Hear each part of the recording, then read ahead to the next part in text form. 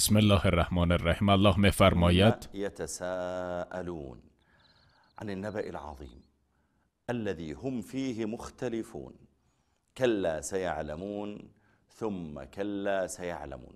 هنگامی که رسول الله صلی الله علیه و سلم با این رسالت به نزد مردم آمدند، قریش با همدیگر خود در مجالس و محافلشان به گفتگو و مناقشه در این باره پرداختند که آیا زنده شدن بعد از مرگ درست است؟ آیا آخرت راست است؟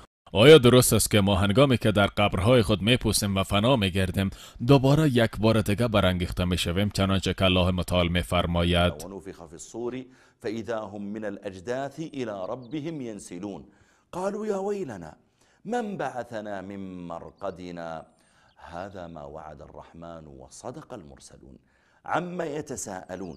آیا آنها از آخرت میپرسند؟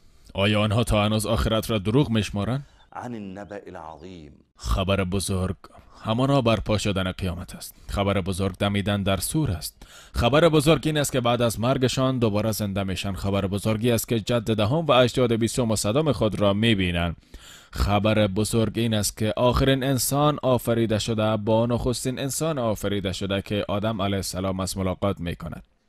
با آن هم در روز آخرت در محشر است. عما يتساءلون عن النبأ العظیم الذي هم فيه مختلفون. کسی میگوید بله آن روز قیامت است و الله متعال در روز قیامت میان بنده های خود قضاوت میکند و دنیا آخرین زیستگاه نیست، اما مردمان هستند که میگویند نه، آنها در این مورد اختلاف دارند.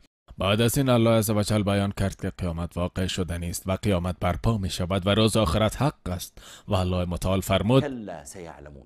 زمانی که قیامت را بر چشم سر خود ببینند و از قبرهایشان برانگیخته شوند و به حوادثهای روز قیامت نظر کنند، همین حالا یقین میکنند که آنها در گمراهی آشکار قرار دارند. فرمود کلا سیعلمون و بعد تأکید کرد ثم کلا سیعلمون.